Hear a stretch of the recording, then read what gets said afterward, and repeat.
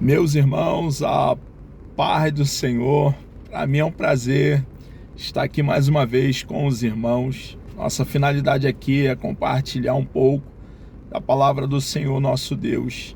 E a nossa amada editora Betel, para esse segundo trimestre do ano de 2024, preparou para que estivéssemos falando sobre as ordenanças bíblicas, sobre doutrinas fundamentais. A primeira lição falamos a respeito do batismo nas águas. E hoje, irmãos, nós vamos falar um pouco a respeito da segunda ordenança, a ceia do Senhor.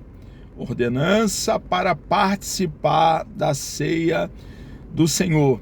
Esse momento de participar da ceia é um momento de extrema relevância, é uma ordem do nosso Senhor e Salvador Jesus Cristo para nós cristãos, para nós a igreja. E enquanto estivermos aqui em nossa peregrinação, nessa viagem, tendo o destino à eternidade, a cidade cujo arquiteto e construtor é o nosso próprio Deus, nós estaremos então cumprindo essa ordenança e na eternidade estaremos ceando com aquele que proveu vida eterna para nós e tanto fez, irmãos, por nós. O mérito, a honra, a glória, o louvor, a exaltação é completamente, totalmente, somente dele, porque ele nos resgatou. O eterno Filho de Deus, a segunda pessoa da Santíssima Trindade, nos adquiriu como propriedade peculiar dele mesmo. Pagou um alto preço, preço do seu bendito e precioso sangue.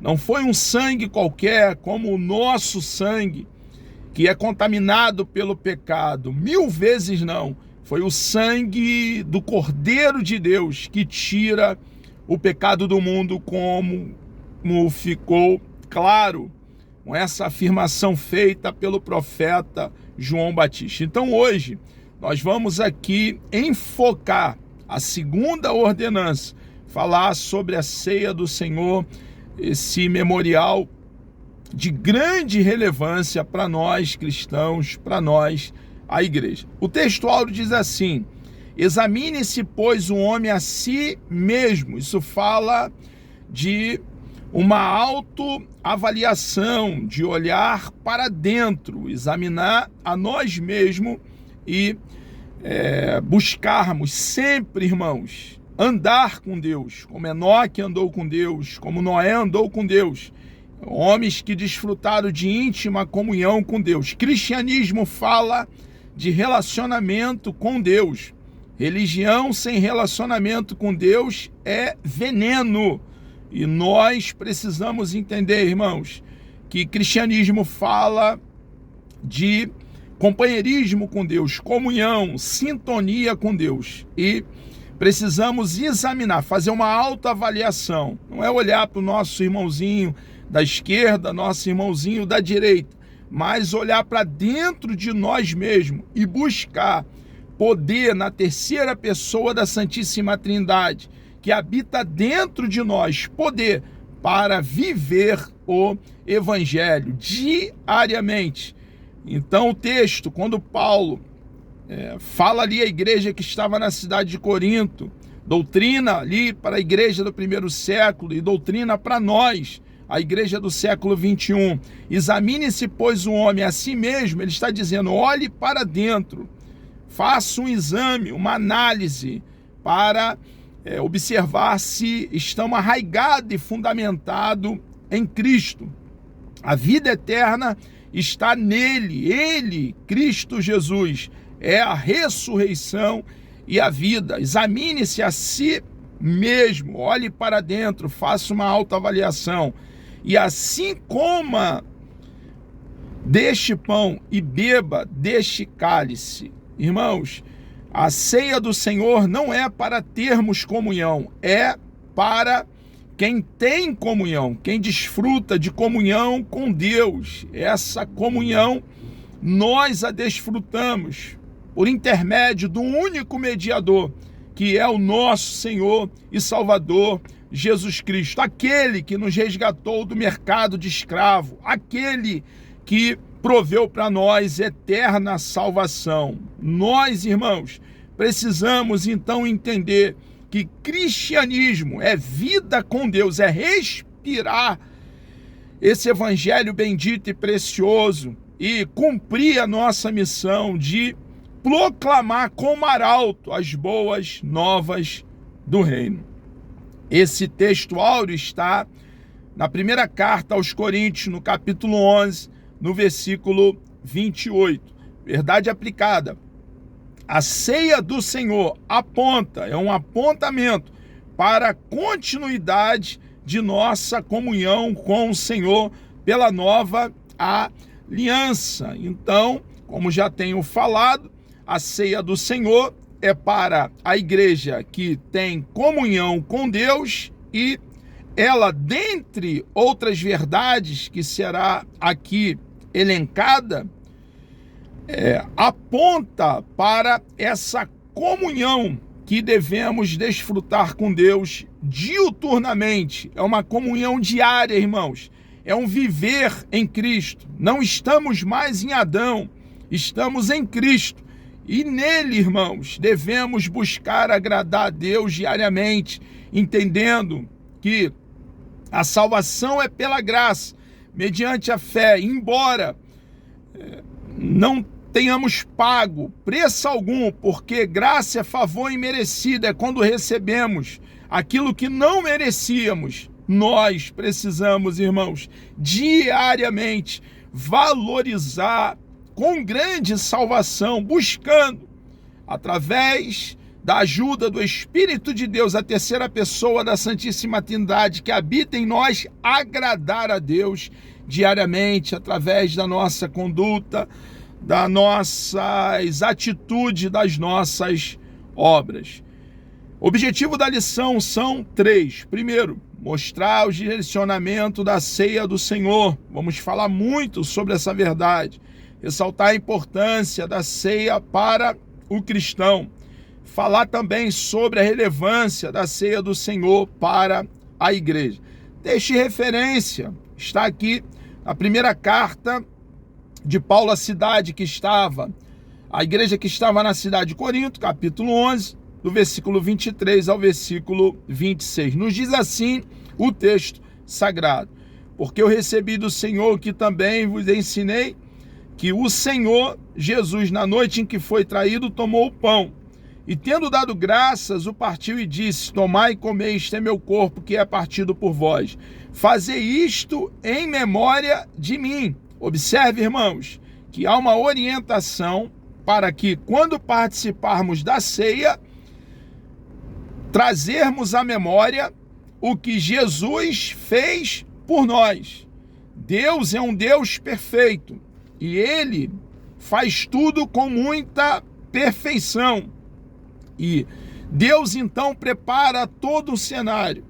Ali no Éden, a definição da palavra Éden é lugar de delícia, o cenário era paradisíaco, havia a melhor vegetação, havia pássaros, animais, havia o melhor oxigênio, um cenário perfeito, irmãos, como a palavra Éden mesmo traz a definição. Era um lugar delicioso. O próprio Deus observa que não era bom que o homem estivesse só, põe um sono pesado no homem, depois de ter formado esse homem do pó da terra e ter soprado em sua narina o fôlego de vida, e de uma das suas costelas ele então forma uma mulher e traz essa mulher, aquela que completa a sua vida, é o termo no hebraico de ajudadora que lhe corresponda, traz aquela que completa a sua vida, e ali ele então institui um casamento. O homem não tinha falta de nada, irmãos, tudo estava ali com muita perfeição dando toda a condição para que o homem fosse completamente satisfeito. Esse homem ainda, nosso papai Adão, e agora nossa mamãe Eva, imagem e semelhança de Deus, eles ainda desfrutavam de comunhão com Deus, desfrutavam de intimidade com Deus. Porém, irmãos, deliberadamente o nosso papai Adão e a nossa mamãe Eva viram as costas para o Criador, dão ouvido ao diabo e desobedecem a Deus, e eles caem em pecado. Deus é um Deus que não empurra pecado para embaixo do tapete. Deus pune o pecado, e Deus então vai lançá-los para fora do jardim, vai expulsá-los do jardim, provendo meio para que eles não retornem ao caminho da árvore da vida e para aquele cenário paradisíaco. Agora o homem está em estado de queda, houve uma ruptura na comunhão com Deus. Porém, antes de Deus expulsá-los do jardim, punir o pecado do nosso papai Adão, da nossa mamãe Eva, Deus em Gênesis capítulo 3, versículo 15, ele revela um plano que o próprio Deus elaborou, escreveu esse plano, o plano de salvação, na eternidade, antes da fundação do mundo, porque Deus não pode ser pego de surpresa. O Deus que nos surpreende sempre, nós, a igreja, com seus milagres, com as suas intervenções maravilhosas, seus sinais e prodígios, ele não pode ser pego de surpresa. E ele então ali, em Gênesis 3,15, revela um plano, deixando bem claro que da semente da mulher, dos descendentes da mulher, viria uma santa semente. Irmãos, assim como nós herdamos o pecado de Adão e tivemos a culpa dele imputada, Deus agora, na plenitude dos tempos, ele envia essa santa semente, o segundo Adão, e o segundo Adão, então, ele toma os nossos pecados. Assim como nós tivemos a culpa do primeiro Adão imputada a nós, o segundo Adão, então, toma sobre ele a imputação da nossa culpa, recai sobre o segundo Adão, a santa semente, nosso Senhor e Salvador Jesus Cristo, eterno Filho de Deus. E ele, o nosso Senhor, então caminha para aquele madeiro, para aquela cruz, para o Gólgota, para o Calvário, lugar da caveira, aquela pequena colina que na ocasião estava fora da porta de Jerusalém, do lado de fora dos muros. E lá ele faz expiação por nós. Ele quita a dívida que nós tínhamos com Deus Pai. Ele faz propiciação por nós. Ele torna Deus favorável a nós. Agora, quando cremos em Jesus de todo o coração, ao contrário de caminharmos para juízo, condenação e inferno, por crermos em Cristo de todo o coração, caminhamos para os braços daquele que proveu eterna salvação por nós. Jesus muda toda a nossa trajetória, mas ele faz mais. Ele faz justificação por nós. A justiça de Cristo nos é imputada quando cremos nele de todo o coração. Nós somos declarados pelo próprio Deus. Somos declarados agora, por estarmos em Cristo, arraigado e fundamentado nele, como justo, irmãos. Nós somos justificados. A ideia é forense, é de um tribunal jurídico. E nós, irmãos, não mais como réu, mas por termos a justiça de Cristo imputada a nós, por crermos nele de todo o coração, nós nos apresentamos diante do Deus eterno, com a cabeça erguida, irmãos, arraigado e fundamentado com ousadia no sangue da nova aliança, no sangue do eterno Filho de Deus, num sangue ilibado, puro, perfeito, que nos comprou para Ele mesmo, que nos resgatou, que nos redimiu para Deus, irmãos. Então, essa é a obra de Deus. Quem foi o conselheiro de Deus na eternidade? Quem o orientou? O mérito é todo dele, irmãos, pois ele estava só quando ele pensou, escreveu elaborou e colocou em execução esse plano bendito de salvação. A vida eterna está em nosso Senhor e Salvador Jesus Cristo, e somente nele. Que grande obra, que obra gloriosa, que obra tremenda Jesus fez por nós. Ele foi um divisor de águas, porque assim como caímos com o primeiro Adão, o segundo Adão nos resgatou, nos salvou. Deus pensou esse plano, elaborou e colocou em execução. Hoje, quando cremos em Cristo de todo o coração, estamos nele, e nele, somente em Jesus, a vida eterna. Nós agora em Cristo desfrutamos da mesma comunhão que o nosso papai Adão desfrutou antes da queda com Deus Pai. Meu irmão, ceia fala desse plano bendito, perfeito. Jesus, ele morreu e ressurgiu dentre os mortos no primeiro dia da semana, no domingo pela manhã, e a ressurreição de Cristo foi física, embora tenha sido uma ressurreição física. O seu corpo agora era um corpo que não tinha mais as mesmas limitações que antes, era um corpo glorificado. Irmãos, ele morreu para nos salvar e ressurgiu dentre os mortos para nossa justificação. Um dia, no arrebatamento da igreja, aqueles que estiverem vivos terão um corpo semelhante ao corpo do nosso Senhor e Salvador Jesus Cristo. No arrebatamento, os que morreram em Cristo estão aguardando, serão ressuscitados dentre os mortos. Primeiro, encontrarão com nós que estivermos vivos e estaremos para sempre com Jesus na eternidade.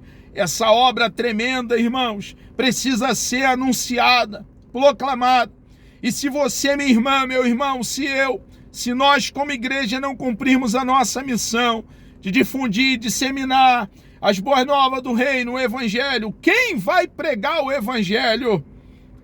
A missão de pregar essa verdade bendita e preciosa, essa incumbência pesa sobre nós, a igreja. E ceia, irmãos, fala dessa verdade que não pode ser removida. Então, quando o apóstolo Paulo, inspirado por Deus, ele diz: fazei isto em memória de mim, precisamos trazer à memória essa obra preciosa que o nosso Senhor e Salvador Jesus Cristo fez por nós.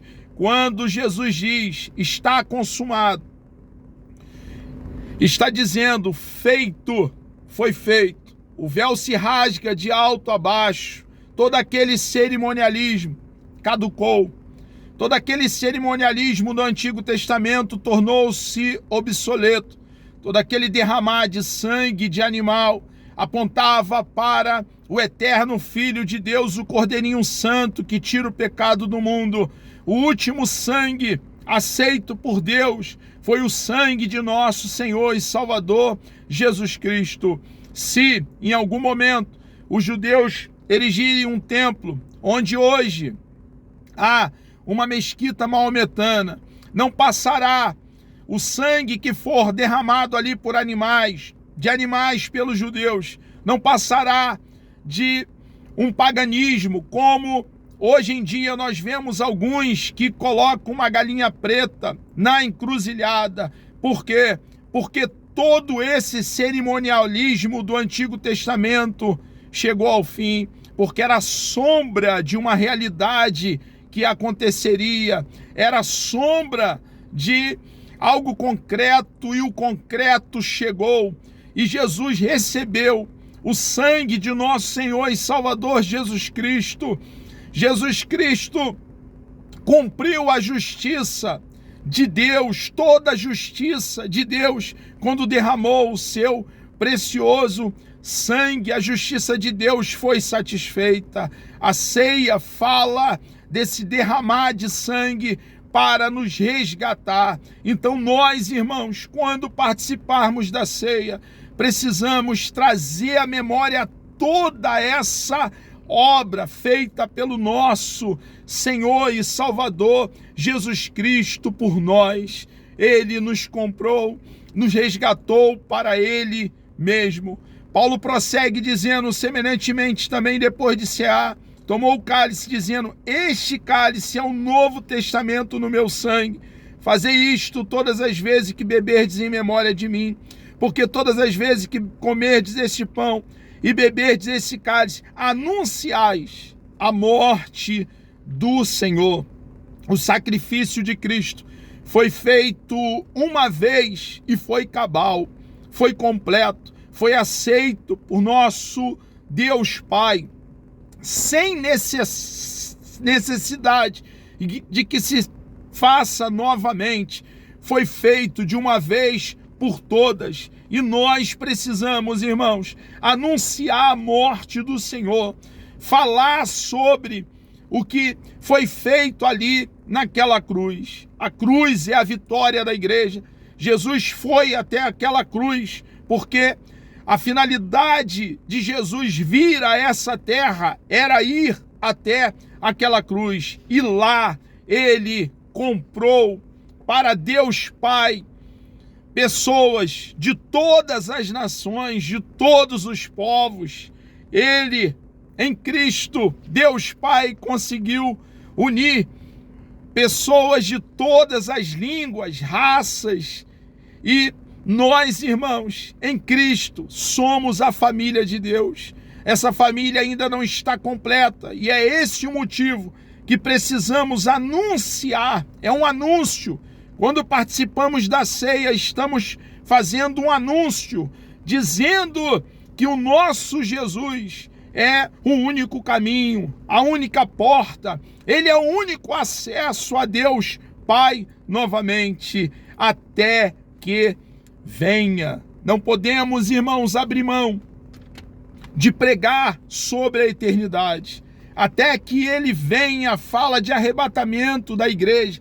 É uma promessa que nós, a igreja, temos, nós cristãos, de que um dia, em um abrir e fechar de olhos, em um tempo que não pode ser dividido, seremos arrancados com força dessa terra para estar para sempre com o nosso Deus. O plano de salvação, irmãos, precisa ser anunciado na ceia do Senhor.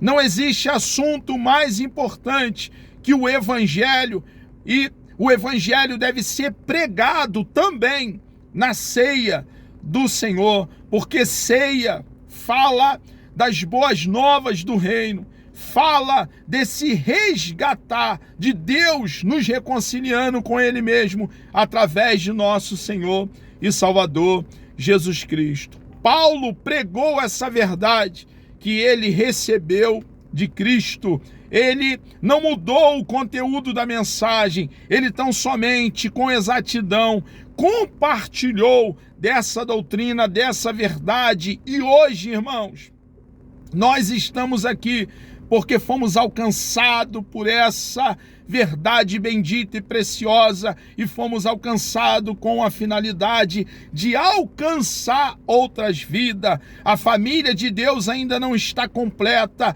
e para ser completa precisamos pregar o Evangelho para que Deus dê vida àqueles que estão mortos, e estes, assim como nós, em Cristo, possam ter vida e vida com abundância.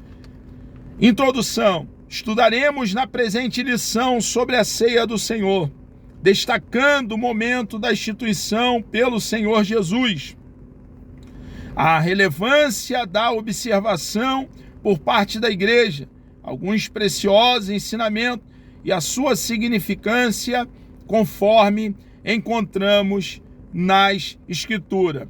Jesus ali, ele celebra a Páscoa para os judeus, lembra quando eles foram arrancados com mão forte, braço estendido e juízo grande da casa da servidão, de dentro ali do Egito, debaixo do jugo de Faraó, dos açoites dos egípcios, eles ali foram arrancados como um forte braço estendido. Páscoa fala de passar sobre.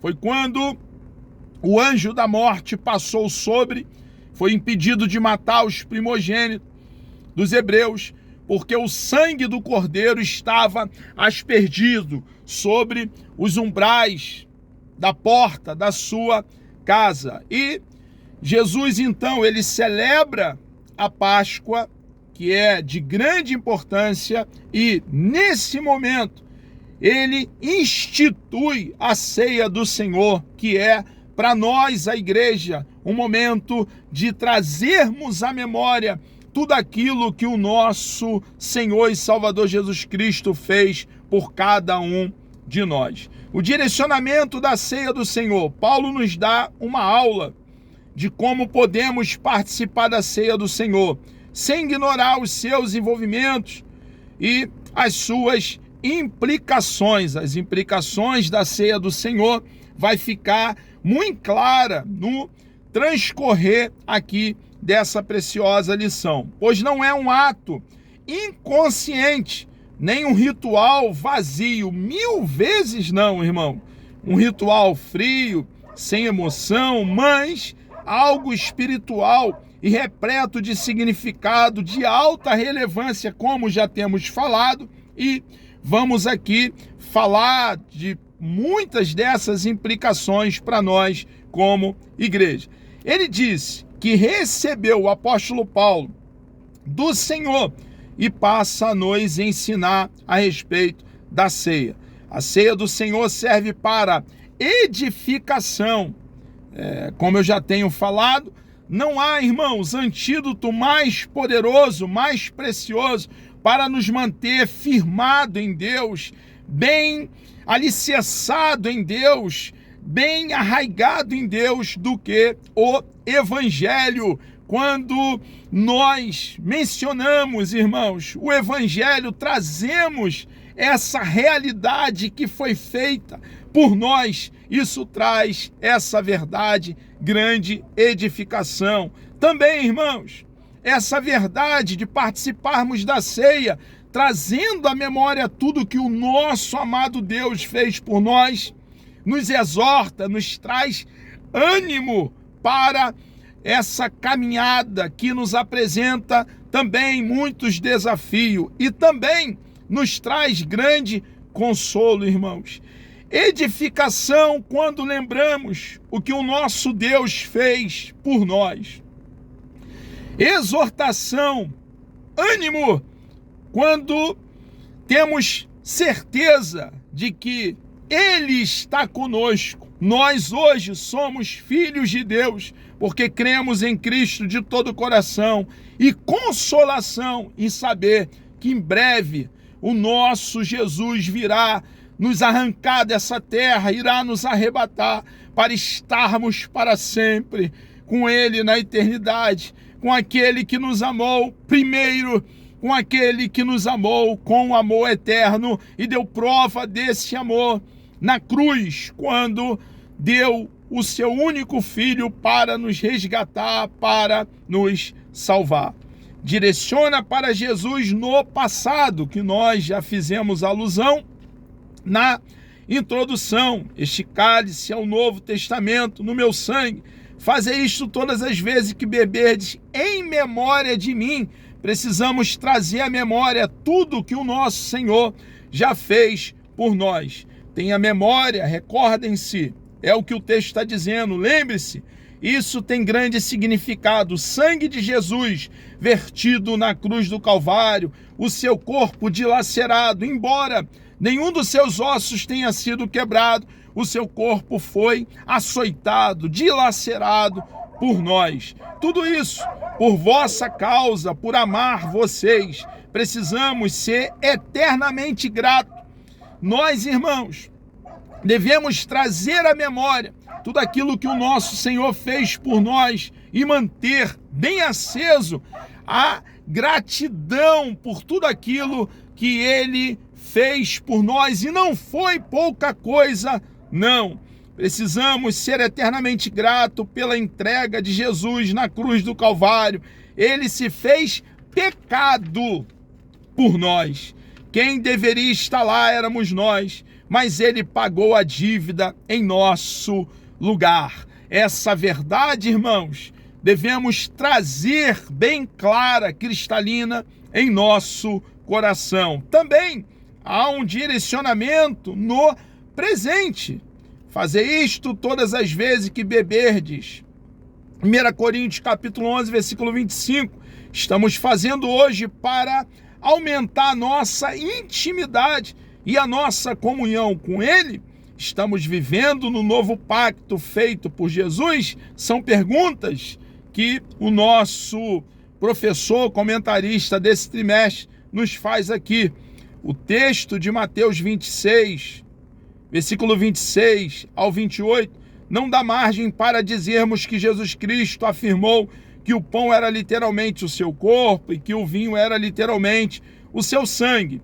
Trata-se de uma linguagem figurada que o Senhor usou para comunicar de forma mais compreensível o ato da cruz do Calvário. Ele ressuscitou, isto é, ele está vivo e habita em nós. Os elementos, o pão, simboliza o corpo de Cristo que foi ali dilacerado por nós. O suco de uva simboliza o sangue de nosso Senhor e Salvador Jesus Cristo que foi aspergido, derramado por nós naquele madeiro.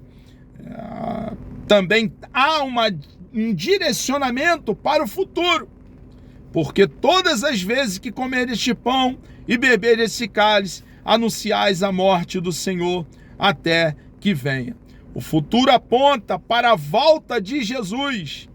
Ele brevemente voltará para nos buscar. Essa é a convicção, a certeza que temos, porque Ele nos fez essa grande promessa. A igreja não pode se calar, deve sempre anunciar que Ele nos amou, morreu para nos salvar, ressuscitou ao terceiro dia, está sentado à destra de Deus Pai e intercede por nós. A ressurreição de Cristo é que nos deu graça e nos deu vida e vida abundante. Agora aguardamos a bem-aventurada esperança, glorioso dia quando cearemos com o Salvador no reino do seu Pai. A importância da ceia para o cristão, a ceia do Senhor, é algo sagrado, de que não se pode participar com irreverência. Devemos entender o valor, a importância desse ato e precisamos participar com temor, com respeito a Deus e participar entendendo do que estamos fazendo, com consciência do que estamos fazendo. É preciso ter cuidado para evitar sempre a indiferença, a falta de conhecimento do seu real significado. Da boa consciência dos pecados cometidos que precisam de perdão. Muitos participam da ceia com exaltação espiritual, como se fosse mais crente do que os outros. Isso não é verdade, irmãos, porque participamos da ceia.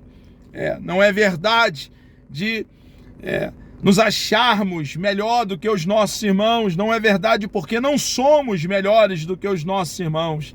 Estamos ali participando e participamos pela graça de Deus, pela bondade dele, pela compaixão, pela misericórdia do nosso amado Deus e não pelos nossos próprios méritos, irmãos. A comunhão envolve santidade, mas também simplicidade e humildade. A importância de examinar-se a si mesmo.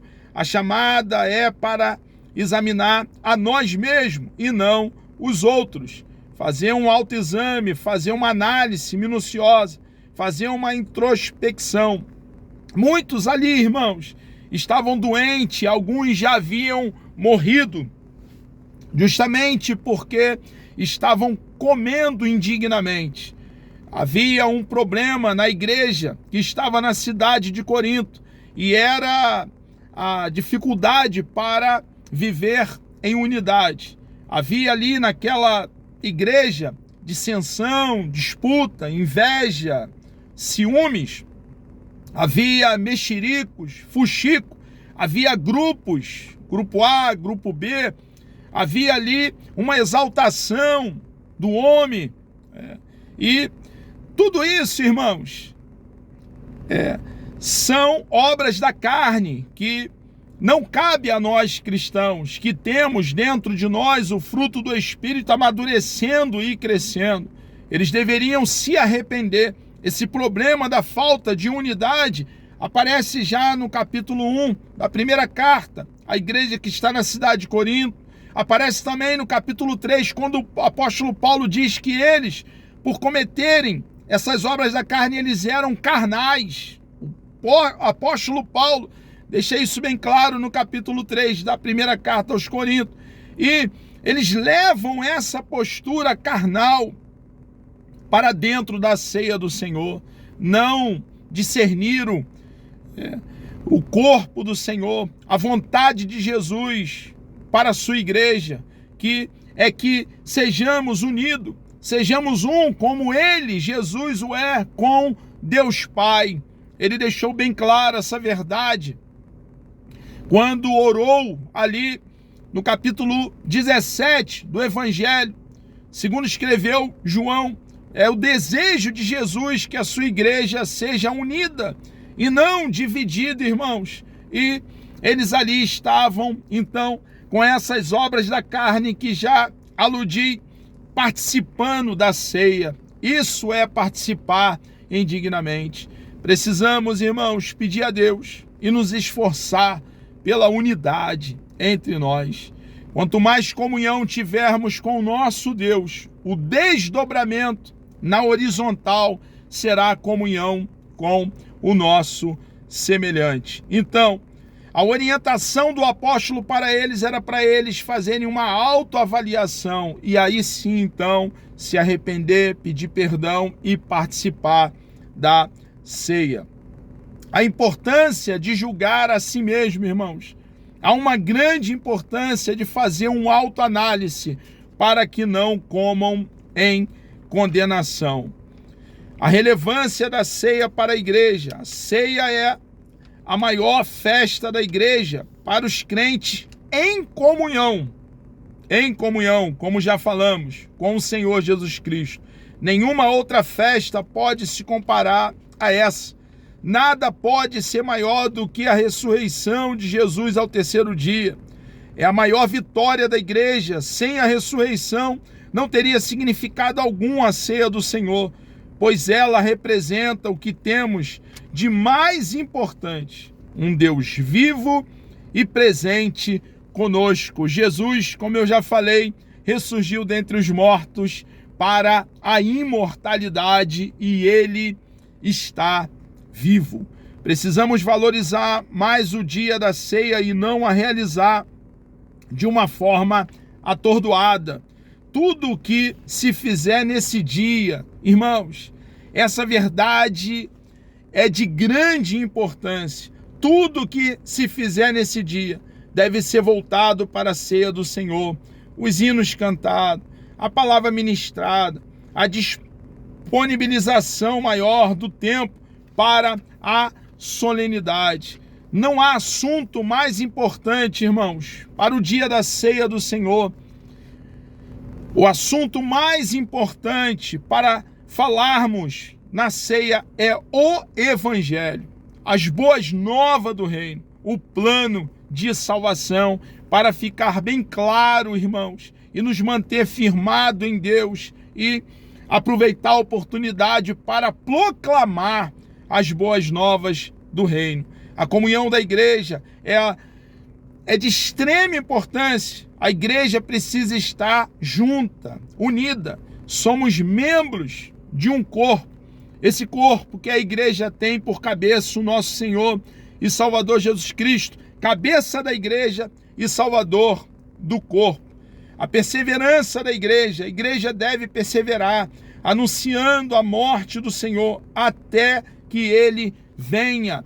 O escopo, irmãos, o alvo, o objetivo pelo qual nós, como igreja, estamos aqui é anunciar as boas novas do reino, é falarmos desse Deus vivo, todo-poderoso, desse Deus incomparável e das suas grandezas, o que ele fez por cada um de nós. A esperança da igreja. A igreja tem expectativa no que Jesus falou: não bebereis deste fruto da vide até que aquele dia em que o beba de novo convosco no reino de meu Pai. Precisamos anunciar, irmãos, nesse dia também, que nós temos essa viva esperança, esperança de um dia, na eternidade, cearmos com o nosso Senhor e Salvador Jesus Cristo. Paulo nos mostrou os passos que devemos seguir na celebração da ceia do Senhor. A consciência, a responsabilidade recai sobre cada um de nós ao participarmos desse glorioso ato. Meu irmão, nós precisamos pregar o Evangelho. O assunto mais importante que pesa sobre os nossos ombros, sobre os ombros da igreja, é anunciar essa poderosa mensagem do Evangelho. Não foi pouca coisa que o nosso Deus fez por nós, não. Estávamos perdidos e Deus proveu através de Cristo eterna salvação para nós, vida eterna. Hoje estamos em Cristo e por estarmos em Cristo temos convicção da vida eterna quando passaremos, irmãos, toda uma eternidade com Ele. A Bíblia diz que o próprio Deus enxugará de nossos olhos todas as lágrimas. A caminhada não é fácil, está betumada por espinho, tem obstáculo, tem gigantes, tem cova com leões, tem fornalha de fogo ardente, mas temos uma promessa, irmãos, de que na eternidade Deus irá enxugar dos nossos olhos todas as lágrimas. Nunca mais, irmãos, sofreremos, nunca mais haverá pranto, dor e lágrimas, porque lá estaremos para sempre com esse Deus bendito, precioso e tão amado, que devemos, irmãos, com coração grato, agradecê-lo diariamente por essa obra preciosa, escrita por Ele na eternidade. Chegamos aqui ao término de mais uma pré-aula. Que Deus vos abençoe. Deus me dando vida até lá, querendo Ele, nós então estaremos na terceira lição, na próxima, e falaremos sobre ordenança para congregar e prestar culto racional. Vamos orar? Deus amado, nós louvamos o Teu grande, precioso e bendito nome. Obrigado, ó Deus, por essa grande oportunidade que o Senhor nos concede, estarmos aqui livremente falando do Teu amor. Muito obrigado, Senhor, por ter nos resgatado para o Senhor mesmo. Muito obrigado, ó Pai, por essa salvação grande, preciosa. Reconhecemos, ó Pai, que o mérito, a honra, a glória, o louvor, a exaltação só te pertence, meu Deus. Quem poderia, meu Pai, pensar em um plano assim, meu Senhor? Mas Tu és grande, ó Deus. Tu és incomparável. Muito obrigado. Continue conosco, nos avivando, ó Pai, nos dando coragem para cumprirmos, ó Pai, essa obra bendita e preciosa, que pesa sobre cada um de nós, a Tua igreja, meu Senhor amado. Queremos a Tua vontade antes da nossa, a Tua vontade, o Teu querer, Senhor amado. Por favor, Senhor, se utiliza de nós como instrumento, como vaso nas Tuas mãos, ó Pai, para cumprir, ó Deus, o Teu querer nas nossas vidas. Entregamos, ó Pai, cada um de nós, tudo que somos, que temos, ó Pai, nas tuas mãos. Todo o mérito, ó Deus, dessa grande obra, ó Pai, que nos alcançou, que foi feita em nós, Senhor amado, é teu, meu Senhor. Tu és grande, ó Pai. Exaltamos o teu nome bendito e lhe agradecemos por tudo, em nome de Jesus.